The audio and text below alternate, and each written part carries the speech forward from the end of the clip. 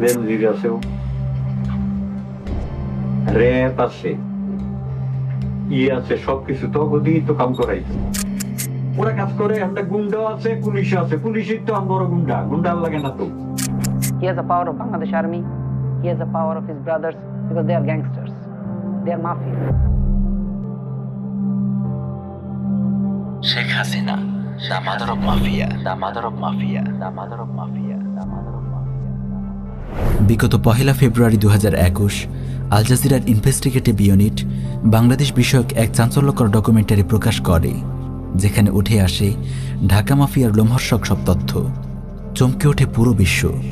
কিভাবে পুরো একটি দেশ চলে যেতে পারে মাফিয়া পরিবারের হাতে, কিভাবে একটি দেশের সেনাপ্রধান হতে পারে ভয়ঙ্কর কোনো মাফিয়া চক্রের মাস্টার মাইন্ড। আল জাজিরার এই ডকুমেন্টারি স্পষ্ট করে দেয়, কথিত গণতন্ত্রের মানসকন্যা শেখ হাসিনার আসল রূপ হল দ্য মাদার অব মাফিয়া। 1 ঘন্টার এই ডকুমেন্টারিতে উঠে আসে এমন সব মাফিয়া গ্যাংস্টারদের নাম যারা বর্তমানে গোটা বাংলাদেশকে নিয়ন্ত্রণ করছে। এই তালিকার শীর্ষে আছে প্রধানমন্ত্রী Sheikh Hasina, the mother of mafia; সেনাপ্রধান general Aziz Ahmed, the big boss of mafia gang; IGP Benazir Ahmed, mafia সিন্ডিকেটের প্রথম সারির বস; স্বরাষ্ট্রমন্ত্রী, মাফিয়া সিন্ডিকেটের প্রথম সারির বস; সেনাপ্রধানের 3 ভাই, ঠান্ডা মাথার খনি হারিস আহমেদ ওরফে মাহমুদ হাসান; সন্ত্রাসী আনিস আহমেদ; সন্ত্রাসী জোসেফ আহমেদ। প্রিয় দর্শক, এই ভয়ঙ্কর মাফিয়া চক্রের হাতে বন্দী বাংলাদেশ এবং বাংলাদেশের মানুষ। তবে আল জাজিরার ডকুমেন্টারিতে মাদার অব মাফিয়ার কথা উঠে এলেও একটি বিষয় আড়ালে থেকে গেছে। Who is the father of Dhaka mafia? কে নাড়ছে এই মাফিয়া চক্রের মূল কলকাঠি? এই প্রশ্নের উত্তর পেতে শেষ পর্যন্ত আমাদের সঙ্গে থাকুন। ভয়ঙ্কর ঢাকা মাফিয়া উত্থানের পটভূমি। ঢাকার মোহাম্মদপুরে বাস করত মাফিয়া মাস্টারমাইন্ড সেনাপ্রধান আজিজ আহমেদের পরিবার। আজিজ ছিল তার 5 ভাইয়ের মধ্যে দ্বিতীয়। পরিবারের আর্থিক অবস্থা অত্যন্ত খারাপ ছিল। বাবার স্বল্প আয়ে তাদের পরিবার ঠিকমতো চলত না। 1981 সালে আজিজ আহমেদ বাংলাদেশ সেনাবাহিনীতে যোগ দেয়। বাকি 4 ভাই হারিস, আনিস, জোসেফ ও টিপু ঢাকার মোহাম্মদপুরে একটি ক্রিমিনাল গ্যাং তৈরি করে। খুন, চিন্তায়, চাঁদাবাজি এবং রাজনৈতিক নেতাদের আশ্রয় প্রদান ইত্যাদি ছিল তাদের প্রধান কাজ। ঢাকার মোহাম্মদপুর এরিয়া ছিল একরকম তাদের শাসিত অঞ্চল। 1981 সালে হাসিনা বাংলাদেশে ফিরে এসে রাজনৈতিক কার্যক্রম শুরু করে। এই সময়গুলোতে আজিজ আহমেদের ভাইয়েরা আওয়ামী লীগের সঙ্গে জোটবদ্ধ হয় এবং আওয়ামী লীগ নেতাদের আশ্রয় দেয়। স্বৈরাচারী এরশাদ সরকারের দমন নিপীড়নে অতিষ্ঠ আওয়ামী লীগের নেতারা তাদের পার্টি প্রোগ্রামগুলো ঘোষণা করত এই সন্ত্রাসী চক্রের অফিস থেকে। অন্য কোথাও তারা নিজেদেরকে নিরাপদ মনে করত না। জেনারেল আজিজের মুখে শুনুন শেখ হাসিনার সঙ্গে তার ভাইদের সম্পর্কের ইতিবৃত্ত। যখন হলো আওয়ামী লীগ জাতীয় পার্টির সময়, যখন হলো সবচেয়ে খারাপ সময় যাচ্ছিল, যখন তারা তাদের কেন্দ্রীয় অফিসে বসতে পারতো না, তখন কিন্তু my brothers, they were the main strength of this party. কেন্দ্রীয় নেতারা এসে আমার ছোট ভাইয়ের অফিসে বসে তারা হলো পার্টির হলো প্রোগ্রাম এখান থেকে অ্যানাউন্স করতো তারা, কারণ অন্য জায়গায় তারা নিরাপদ মনে করতো না, তো তারা ছিল ইয়াতে। 90-এর দশকের মাঝামাঝি সময়ে হারিস আহমেদ শেখ হাসিনার ব্যক্তিগত বডিগার্ডের দায়িত্ব পালন করে। 1996 সালে নির্বাচনের 1 মাস আগে ঢাকা মাফিয়া ডন জেনারেল আজিজের 3 ভাই হারিস, আনিস ও জোসেফ তাদের রাজনৈতিক প্রতিপক্ষ মুস্তফা নামের একজনকে মোহাম্মদপুরের রাস্তায় গুলি করে হত্যা করে।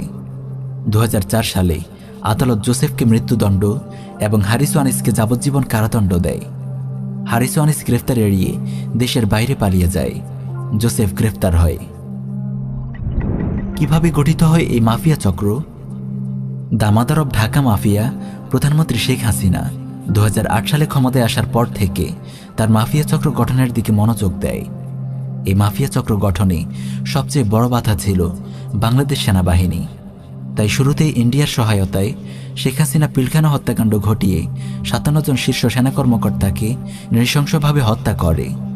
এভাবে মেরুদণ্ড ভেঙে গুঁড়ো করে দেয়া হয় একটি শক্তিশালী সেনাবাহিনীর। এরপর শেখ হাসিনার জন্য মাফিয়া সাম্রাজ্য গঠনের সব বাধা দূরীভূত হয়ে যায়। শেখ হাসিনার আশীর্বাদ ধন্য হয়ে জেনারেল আজিজ 2012 সালে বিজেপির মহাপরিচালক পদ লাভ করে। 2014 সালের বিতর্কিত নির্বাচনে শেখ হাসিনার বিজয়ের পেছনে কলকাঠি নেড়েছিল তার পালিত এই জেনারেল। 2018 সালের 25শে জুন শেখ হাসিনা তার মাফিয়া চক্রকে এক নতুন অবস্থানে নিয়ে যায়। প্রথমে সে রাষ্ট্রপতি আব্দুল হামিদকে দিয়ে জেনারেল আজিজের মৃত্যুদণ্ডপ্রাপ্ত কারাবন্দী ভাই জোসেফকে ক্ষমা করায়, ফলে সে মৃত্যুদণ্ড থেকে অব্যাহতি পায়। জোসেফকে মুক্ত করার পর শেখ হাসিনা তার পোষা জেনারেল আজিজ আহমেদকে বাংলাদেশের সেনাপ্রধান হিসেবে নিযুক্ত করে। পিলখানা হত্যাকাণ্ডের পর মেরুদণ্ডহীন সেনাবাহিনী নিয়ে যা ইচ্ছে তাই করার সক্ষমতা লাভ করেছিল শেখ হাসিনা।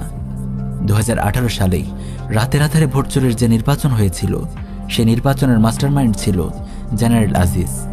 সেনাপ্রধান হিসেবে সে তার সর্বোচ্চ ক্ষমতার ব্যবহার করেছে শেখ হাসিনাকে ক্ষমতায় আনতে। এভাবে সেনাবাহিনী, পুলিশ, বিজিবি ও র্যাব সহ দেশের সকল শক্তিকে কক্ষিগত করে শেখ হাসিনা গড়ে তোলে তার গ্রেট মাফিয়া সাম্রাজ্য। মাফিয়া ডন জেনারেল আজিজের কুকীর্তি।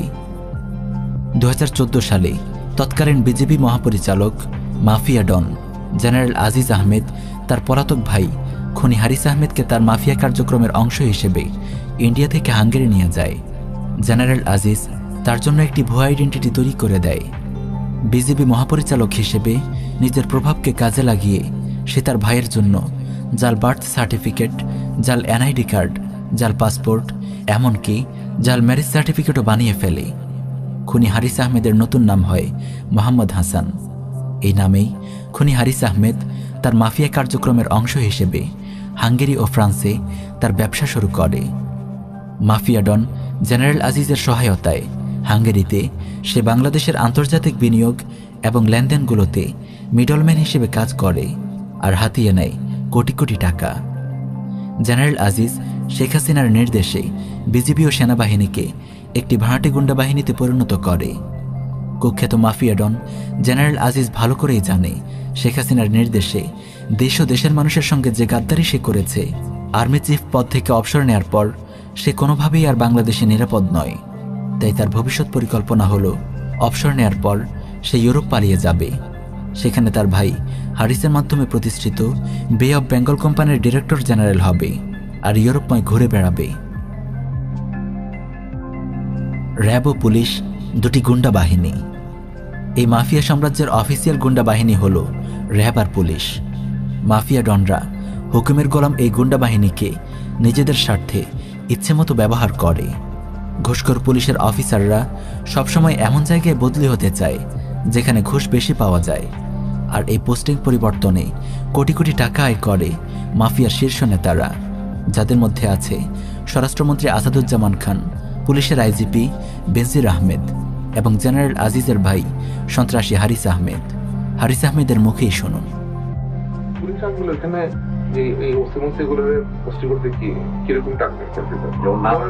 আমি আপনার এয়ারপোর্ট থানার হচ্ছে মিনিমাম 10 কোটি টাকা, 5 কোটি টাকা। অ্যাকচুয়ালি ট্রান্সফারের টাকাটা খাইল মিনিস্টার, আইজি, পুলিশ কমিশনার। মনে করেন 5 কোটি টাকা কন্ট্রাক্ট করলে 3 কোটি টাকা দিয়ে 2 কোটি টাকা আপনার এটি কমান যায়। মাফিয়া ডন জেনারেল আজিজের ভাই হারিস আহমেদ ইউরোপে বসে র্যাব নামক এই গুন্ডা বাহিনীকে চালায়। হারিসের মুখেই শুনুন। বেনজির আছে, র্যাব আছে, আছে, সবকিছু তো গদিই তো কাম করাই। এই আনছু আমার গুন্ডা হইলো র্যাব। আমার তো গুন্ডা লাগে না, তো আমার তো এই গুন্ডা, কারো ডেলিও কারো ধরো ফেরো। কেবল র্যাবই নয়, পুলিশও এই মাফিয়া গোষ্ঠীর গুন্ডা বাহিনী। হারিসের মুখেই শুনুন।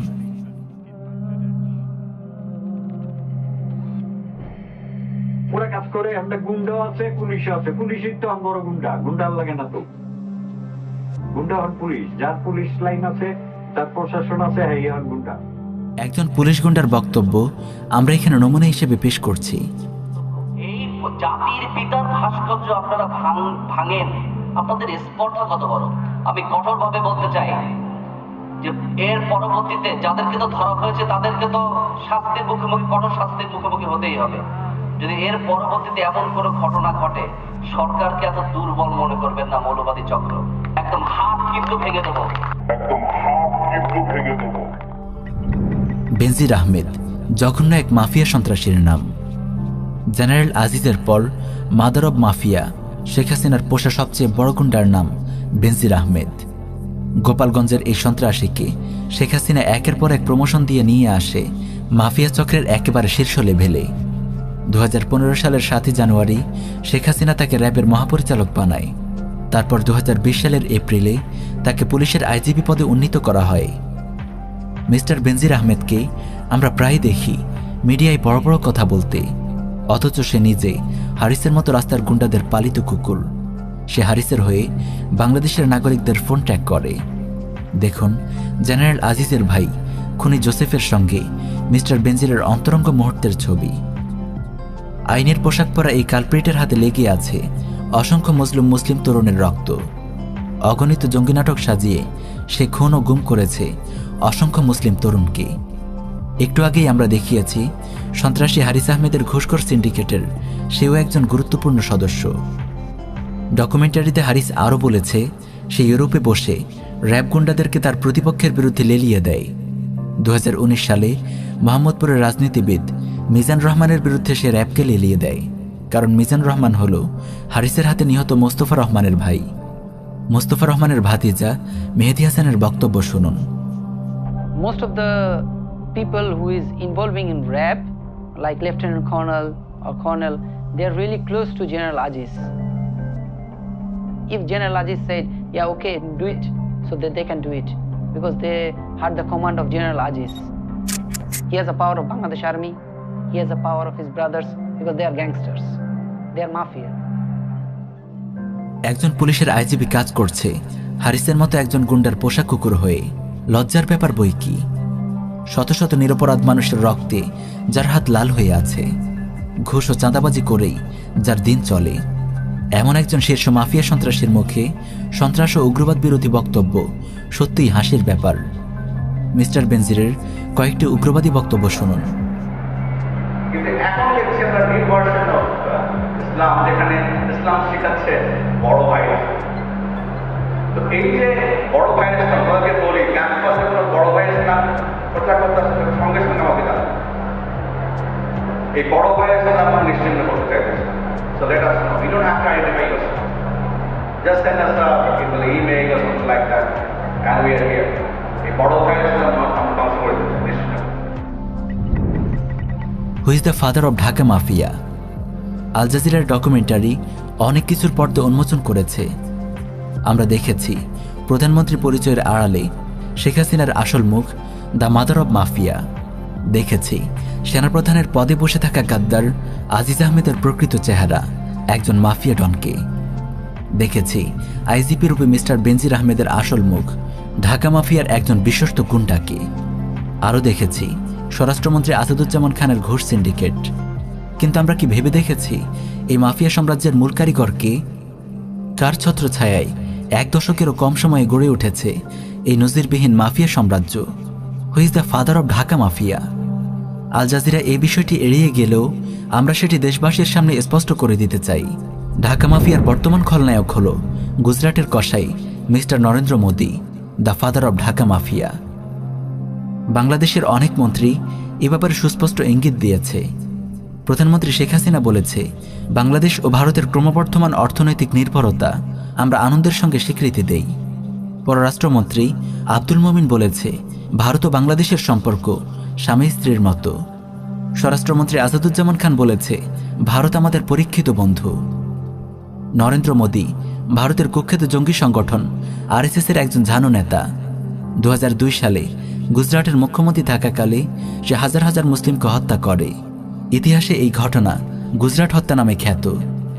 2014 সালে ভারতের লোকসভা নির্বাচনে রাজনৈতিক দল বিজেপি থেকে সে ভারতের প্রধানমন্ত্রী নির্বাচিত হয়। প্রধানমন্ত্রী হিসেবে দায়িত্ব গ্রহণের পর থেকেই সে নিরলসভাবে কাজ করে যাচ্ছে জঙ্গি সংগঠন আরএসএসের ড্রিম প্রজেক্ট অখণ্ড ভারতের রামরাজত্ব প্রতিষ্ঠা নিয়ে।